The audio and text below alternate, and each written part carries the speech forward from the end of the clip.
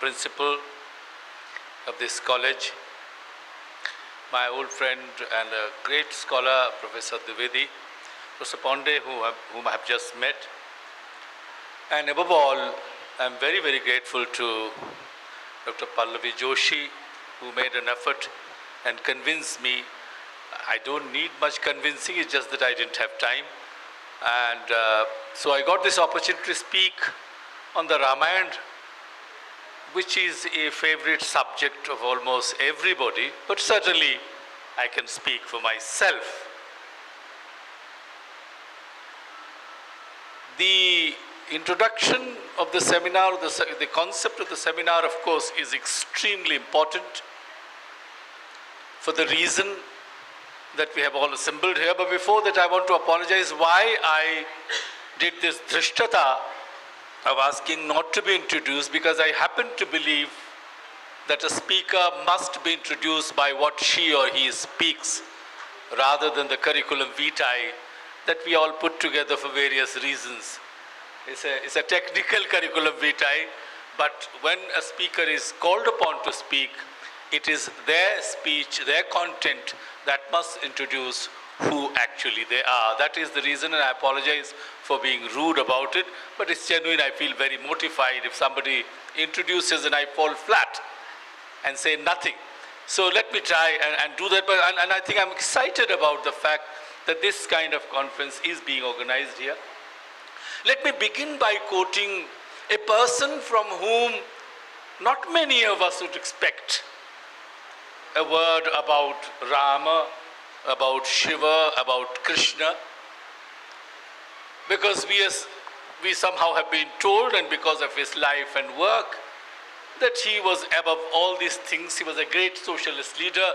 Of course, I'm speaking here of Ram Manohar Lohia.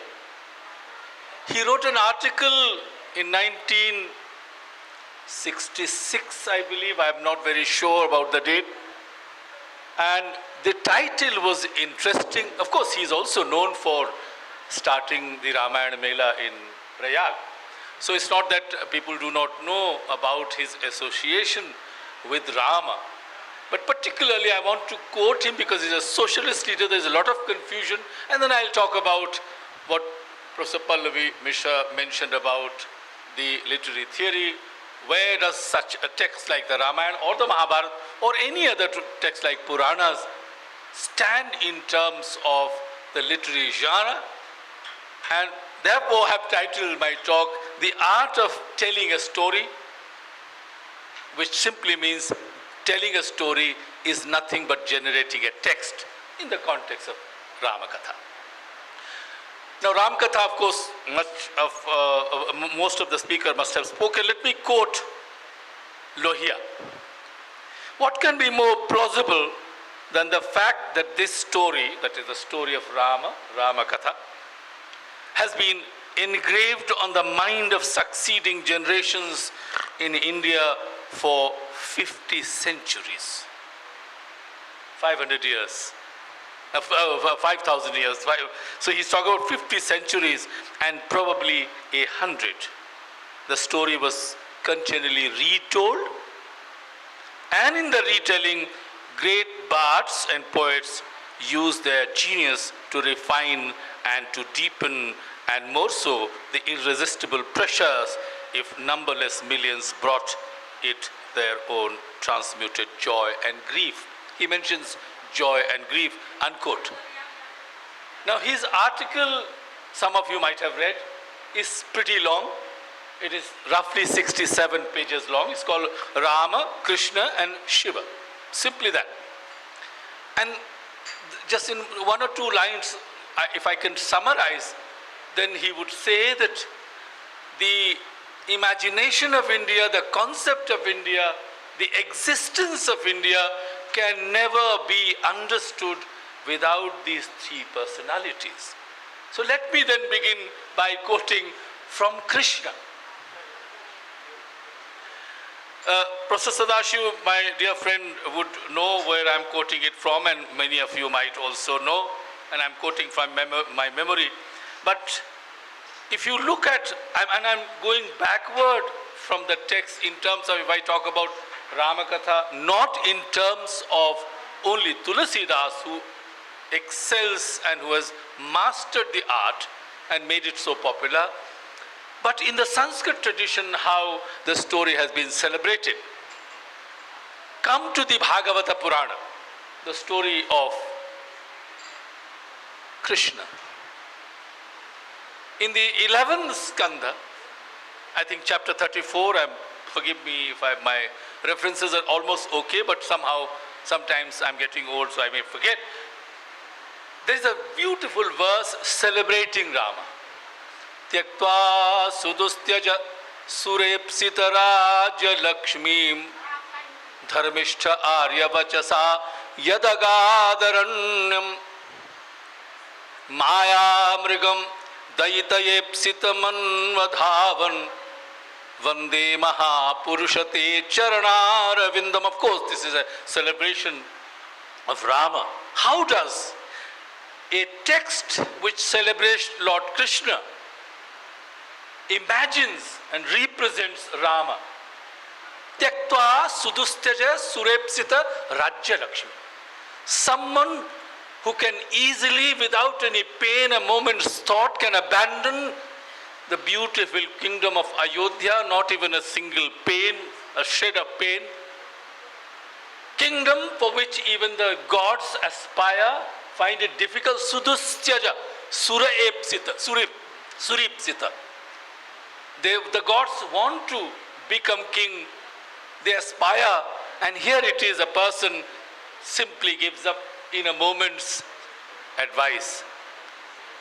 That person, dharmishtha, because he was following a path of dharma. Arya vachasa, following the words of his father, Arya yadagadharanyam, he goes to the forest. And what does he do there? Those of us who are humans and carry our human emotions, and in English literature, of course, the theory of emotions is extremely powerful, as much as it is in social science subjects. There in the forest, what does he do? He chases an illusory deer. A real kingdom, Ayodhya, a real throne, real people, he abandons it in a second. And why should such a person chase what people call a fake deer, illusory deer? Dharmishta arya vachasa yadagadharanam maya mrigam dayita yepsit. Why does he do that? And this character of Ram is something that I would like to celebrate more. Dayitaya ipsita. Because his most beloved person wants him to chase it. Not the beloved person in life, that of course is Janaki. Why does he say repeatedly throughout the literature? This is of course around the same time, just 100 odd years, or maybe around the same time, when another great Sanskrit dramatist, the Uttara Ramacharitam is written. Bhavabhuti, one of the most brilliant writers or theorists, if you like, in drama. How does the drama begin? There is a messenger. And when I'm talking about can you think why telling a story is also generating a text?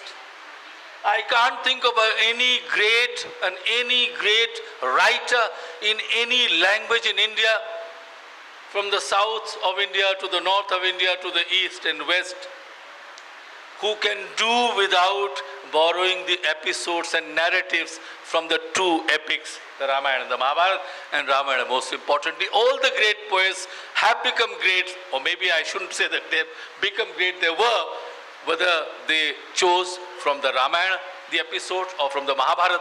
This episode, Uttara Ramacharitam, is of course a unique text.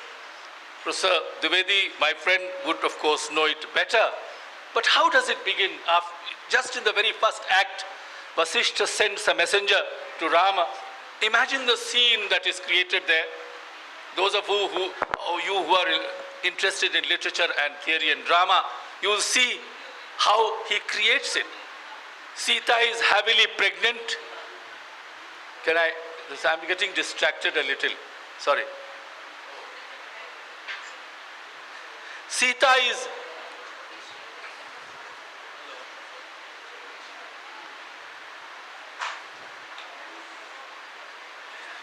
heavily, I should not be, as a teacher, should not be distracted, but no. Sita is very heavily pregnant. It's a very poignant moment for any woman carrying the baby, suffering from, if not labor pain, but the pain of carrying the child. The scene is that Sita is somehow leaning towards Rama, and Rama, in order to lessen the pain or distract her from the pain, is stroking her head. Am I correct, Sadashivji? And suddenly the messenger comes, and the messenger, she says, Vasishtha apologizes, Guruji apologizes that he is not here with you at this moment because Sita is carrying a child and you have just taken over the kingdom. They had all gone to Rama's sister's house for some yajna, including the mothers and Vasishtha. So he said, I hope this loneliness, this lack of support will not detract you or distract you from looking after the kingdom and Janaki. What is the verse that, this is to me the most powerful verse in Sanskrit literature. Sneham dayam cha saukhyam cha yadiva Janaki mapi aradhanaya lokanam munchato nasti me vyatha is the response from Rama to the messenger from Vasishtha. Sneham, compassion, affection, daya, compassion, saukhyam, friendship, camaraderie, companionship, yadiva Janaki mapi. It comes in the last. That is how valuable Janaki is to him. Says that Sneham dayam cha saukhyam cha yadiva Janaki mapi. Even if I have to abandon all the four, most of all Janaki, aradhanaya lokanam munchato nasti me vyatha. He is repeating almost, if you read the Valmiki Ramayana, when he is informed not by Dasharatha but by Kaikeyi that he had to go to the kingdom. Dasharatha never orders him. It is Kaikeyi who passes this message on. That is another debate for literary theorists to discover. The narrative that is built in a storytelling, telling a story, true or false, that's a different matter altogether. So here he says, Aradhanaya lokanam, in order to serve my people, munchato nasti me vyatha. If I have to give up these things, not even for a moment will I feel sad. That is the character.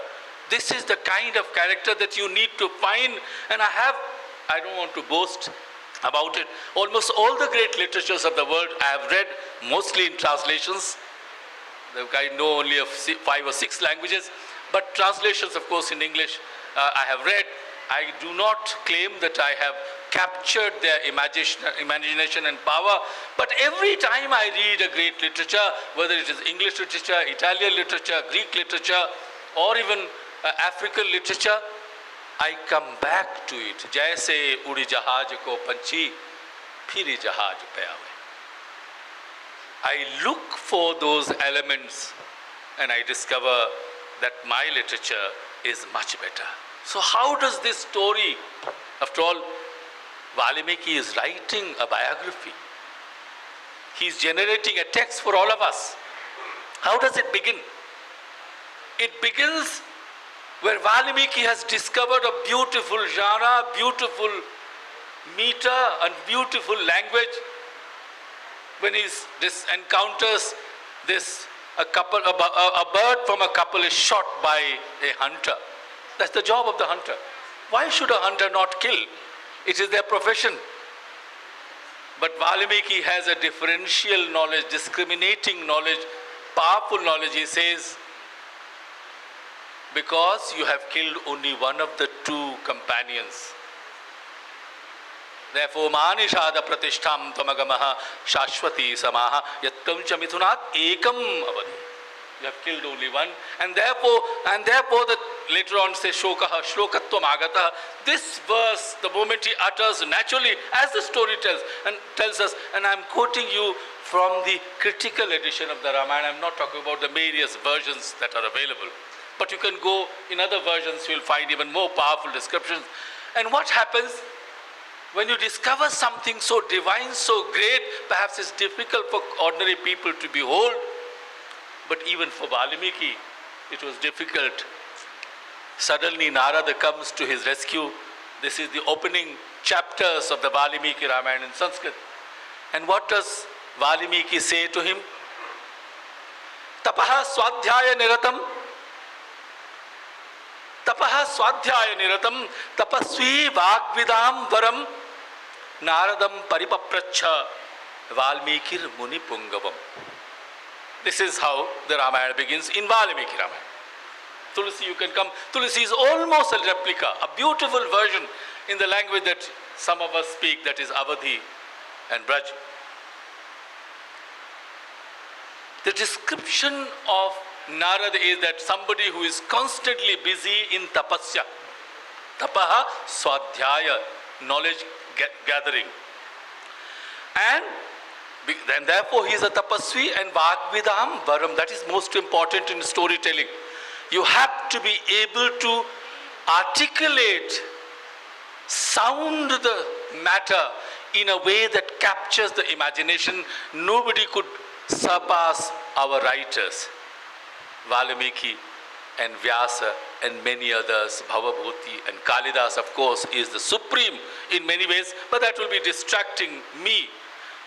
As I said, you can't give me one single great author in Sanskrit, even in Buddhism, who has not borrowed the plot, the narrative, the structure of storytelling. Some scholars call it, in literary theory, English literary theory, it's called counter-tradition. If you can't generate a new tradition, try and replicate it. Our authors at least openly said, this is from there. How does it happen? And what does he ask? He asks Naradam paripapracha. With great humility he asks, Valmikihi muni pungavam. Valmiki asks, what do I do with this treasure that I have received, this narrative, this genre, this verse? And this here, right in the beginning, Valmiki Ramayana is speaking about a structure of a language, structure of a story, the plot of a story.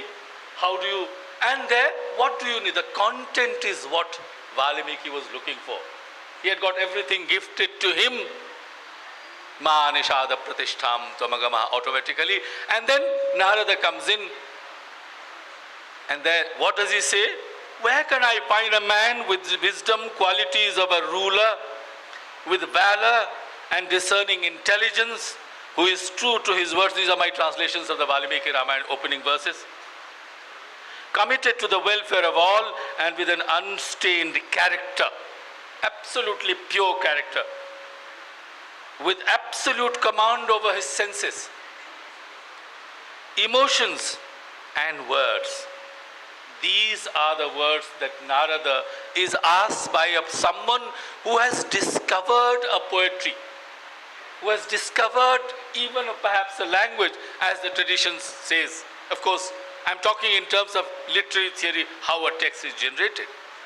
And therefore, the epic story of Lord Rama, composed even in Hindi, that was invoked by the Honorable Principal here, Ramacharitmanas. And there are as many Ramayanas as there are tellers.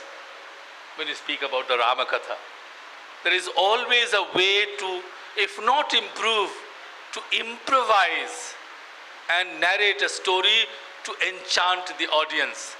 You know, once Narada explains to him there is such and such a person who, of course, fits the bill that you are looking for, the content, and then he is still not satisfied. Brahma comes along. He said, Machanda devate Brahman pravritteyam Saraswati. I have inspired Saraswati to enter you. Ramasya charitam kristam kurtum rishi sattama. Therefore, go ahead. Do not worry what Narada has told you. Write this story. He said, if you do, and this I'm talking about a narrative. If you do, the next verse comes along, 3 or 4 verses, I think it is chapter 2, verse number 9 in the Valmiki Ramayana.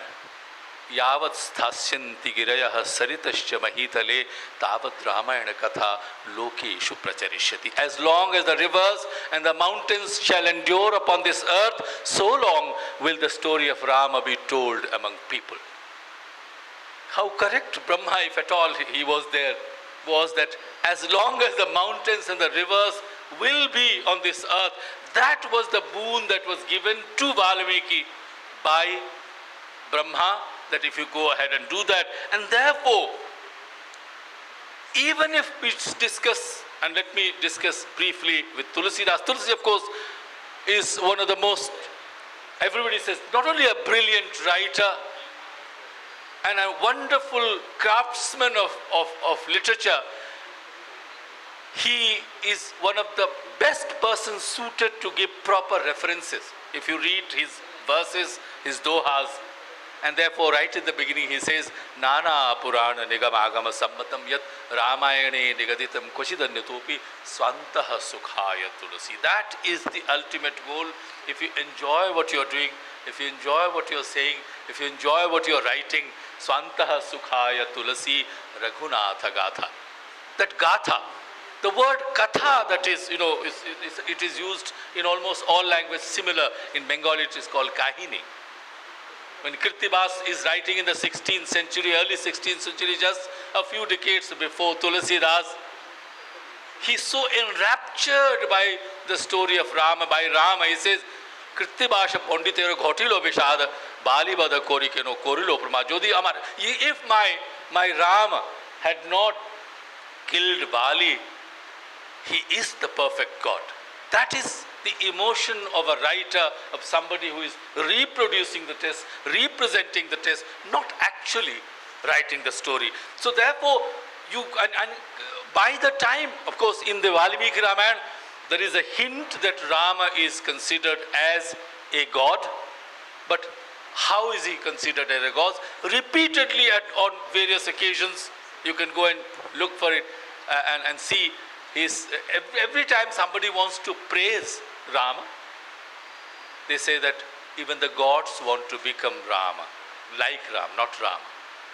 So there is this hint that, and there of course these gods refer of course to the Vedic gods or all other gods. So, but by the time we come to the 11th century in Tamil Nadu, when the Kamba Ramayana is written, and one of the most authentic Ramayana after Valmiki Ramayana, it is considered in the genre. Kamba has no hesitation in calling him a supreme god. You have these literary figures, the poets and who are discussing his character. But Kamba Ramayana, and then of course you have, I'm only mentioning a few, there are many of them, Adhyatma Ramayana, which is the basic platform or the narrative from which Tulsi has taken almost verbatim in many cases. But I claim that Tulsi has not at all deviated from the plot, from the story of Valmiki Ramayana. Kirtibas, Adhyatma may be one of the cases that we are discussing about. So when this story, this I am talking about the katha or kahini or kahani. These are all words, some call apabhramsha, but in any case, these are the words that we often use. And katha is also, I have written a paper called Telling a Story, an autotherapeutic system in our life. When you tell a story, you feel lighter. Language and plot and genre and meter, and he needed to unburden himself.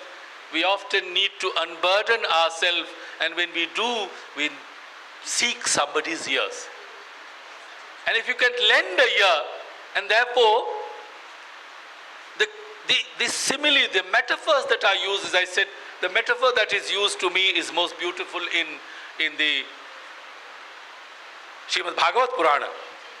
Somebody who can abandon the real stuff and chase an illusory one, and there has to be an objective. The objective of a story is not only to communicate, to tell, to present, or to give a biography, or craft a story, but also to unburden oneself. And therefore we have also a system where in Sanskrit and in many other languages, you have the stories that if you recite this so many times, and those of us who are born and brought up in the villages, 25 years of my life I spent in village, so we knew that if there was any problem, we were told by my mother, who never went to school, to recite Hanuman Chalisa. And can I tell you, when I was writing, signing on papers in JNU as the finance officer, so I was signing on lakhs of rupees bills, and since I was not a trained person, lots of 10 or 15 officers who are supporting me, once they had signed it, I would still recite Hanuman Chalisa and put a signature so that later on he'll protect me, something goes wrong. This I'm talking about following GFR, General Financial Rules. So the whole idea of how you try and unburden yourself or protect yourself. So if you have, see, and after, you go into this history, until today people write poetries, Janaki Nath Sahaya Kare, Jab Kaun Bigari Sake Nar Tero.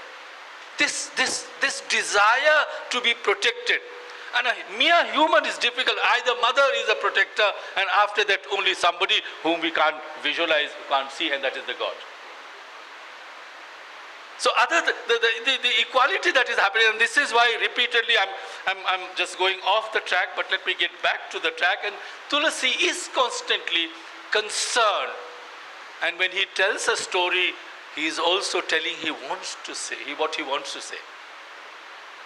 And therefore, the first 15 dohas in the Balakand of Tulsi, he is constantly apologizing why he is writing this great story in the language that he is writing. Bhakha bhaniti bhori mati mori, hasibe jog hasay nahi khori. If somebody laughs at my poetry because I have written in Awadhi or Braj or whatever, a mixture of a language, a beautiful language, if somebody, but what he said, and because he's such a sharp mind, he also says that Tumhari is kripa sulabh soumore, siyane suhavan tat patore. It is the art of telling the story. It is the content of the story that matters, sometimes not the language.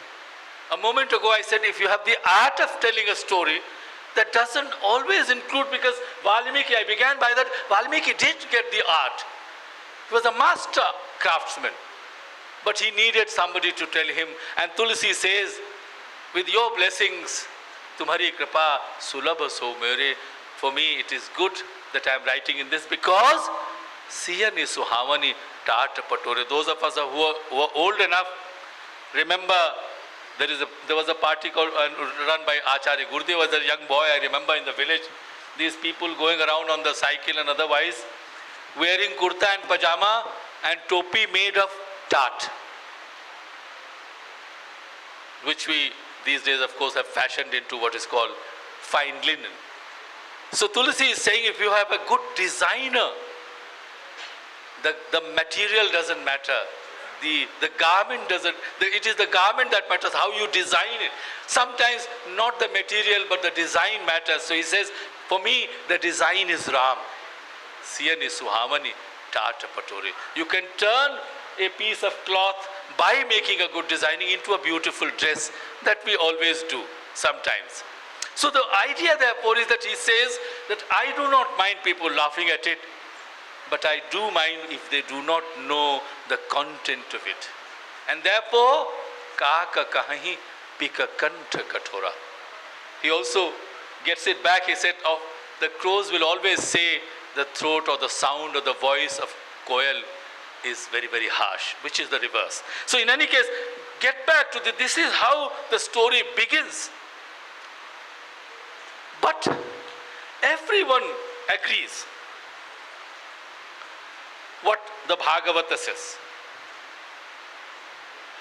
And that Rama did not have only this nature of a great person.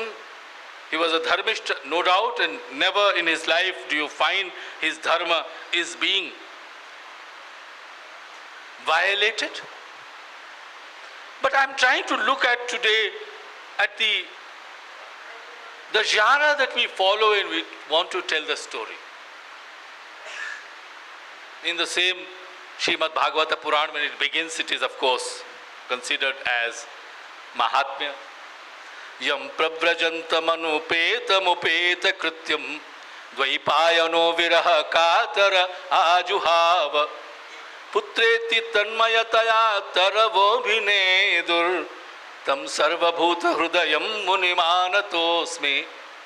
Celebration of Muni Vaishampayan Vyas, who is composing the Ramayana. Yam prabrajantam anupeta mupeta krityam.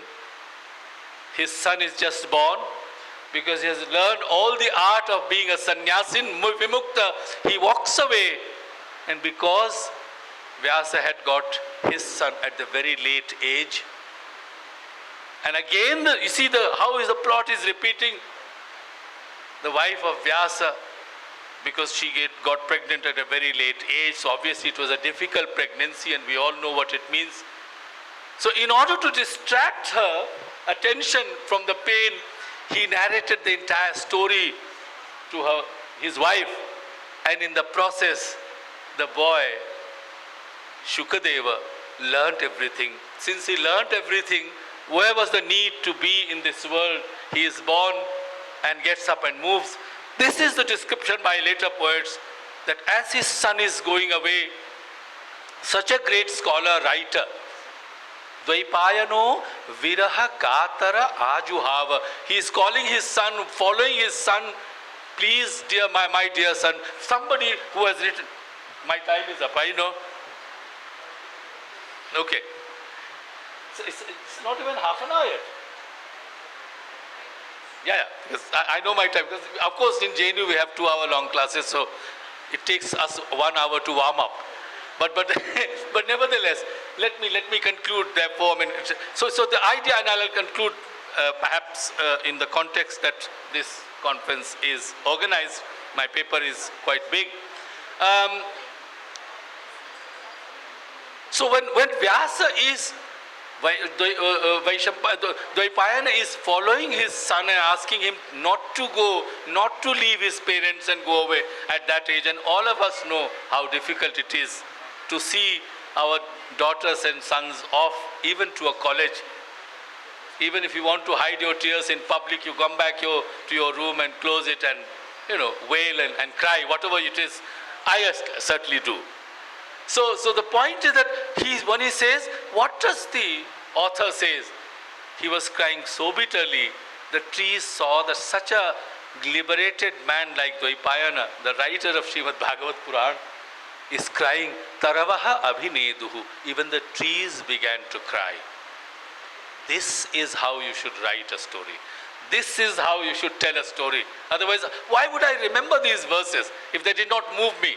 That you tell a story in a way that it moves you as much as it tries to move the audience. And therefore, again, I'm a little hesitant in front of such a great intimidating scholar like Professor Dwivedi. In the Natya Shastra, the literary theory or drama theory, when you watch, it is described by Bharat and later authors also, when you perform your act on the stage in a way that influences and completely enraptures the audience, Ramadivat vartitavyam naravanadivat. When you finish watching drama, you go out with the idea that one must behave like Rama. So that's the quality of the actors, of course, he's talking about. Now, in this case, as I said, Tulsi is almost copying Valmiki Ramayana. When I say copy, not with a pejorative sense, but in a sense that he is being true to the story. He said, Nigama neti jehi parana pava maya mriga pache sudhava. How could it happen?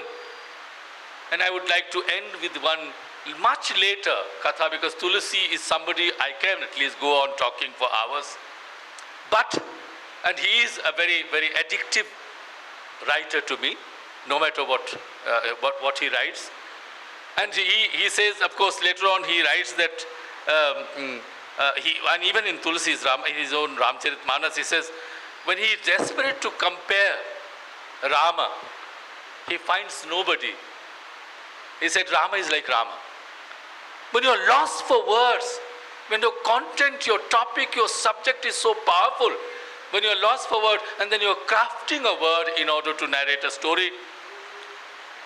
The last point that I want to make is how the story and the life of a story survives throughout.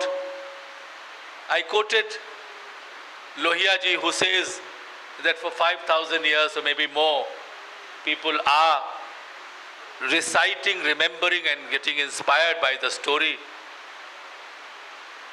There is what is called Sri Krishna Karnamrita, a 17th century Sanskrit text which is talking about Sri Krishna. And this is Sri Krishna, baby Sri Krishna, Ma Yashoda is trying to put her to sleep, what in English is called lullaby. It's a hateful word, I don't like lullaby. We call it lori. Lullaby has no meaning, it's ululating of something that you saw. It's a sound from your mouth. She's, and what better way? All of us must have read or must be reading, must be ready to read stories to our children, both to educate them and to draw them towards gathering knowledge. How is she? What kind of lullaby? What kind of lori? There is no better lori than the story of Rama. And he was troublesome, not going to sleep. She's keeping him in her lap as a baby. Say Ramo Nama Bapuva. There was somebody called Rama. And the reason why I'm quoting this, it is important for those of us who are busy with literature. The meter is not broken. What is brought in, that the response, the hunkara that we have. I remember when you see that the child is stopped responding, and until they respond, we go on telling the story.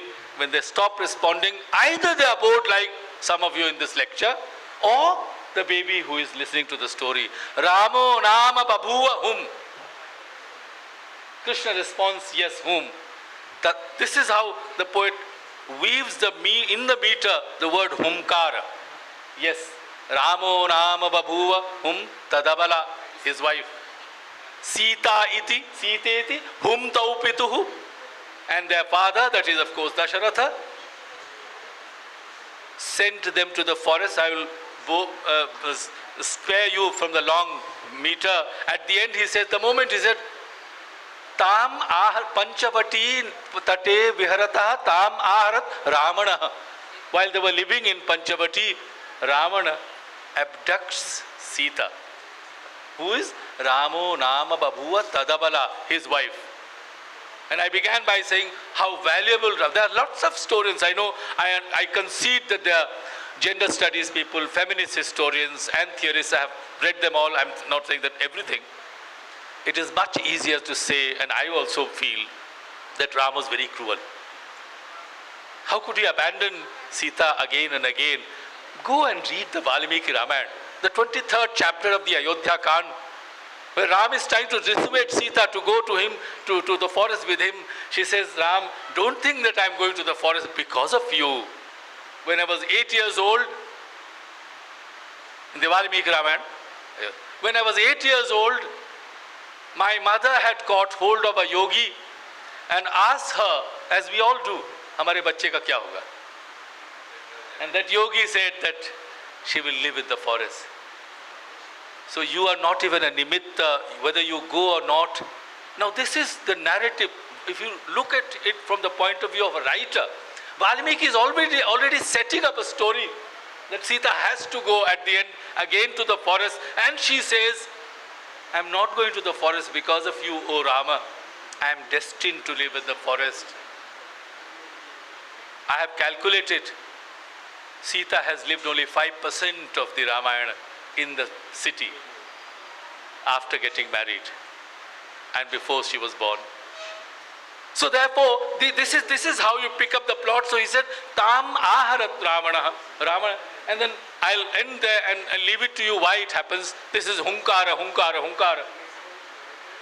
Mother is telling the story, hunkarata shrunmata. As long as baby Krishna did hunkara and listened to her, she was happy telling the story. The moment said Tam Ahara Dravanaha, baby Krishna has dozed off, fallen into sleep, maybe deep sleep or light sleep. Suddenly he begins to, the sound comes from baby Krishna. Saumitre Kwadhanur Dhanur Dhanuriti Vyagra Giraha Pantuvaha. O Lakshmana, where is my bow? Where is my bow? Where is my bow? May this anxious voice of baby Krishna look after you. What did I want to tell you about RamaKatha? A, it is following the Kala Ganana, that Rama came before Krishna. And that it is this story, particularly the 17th century Sri Krishna Karnamrita, this Kavya, telling the story of Krishna. So just as Srimad Bhagavata Purana, you have Dvaipayana innovating an idea. Here it says that the moment in his deep sleep, when he goes to the deep sleep, baby Krishna, he remembers that he is Rama and he's asking Lakshmana, Saumitre Kwadhanur, where is my bow? In other words, not only the time period, but also the continuity of the plot is being carried on. So the katha and the plots are beautiful. Thank you very much for this generous offer of asking me to come and talk to you.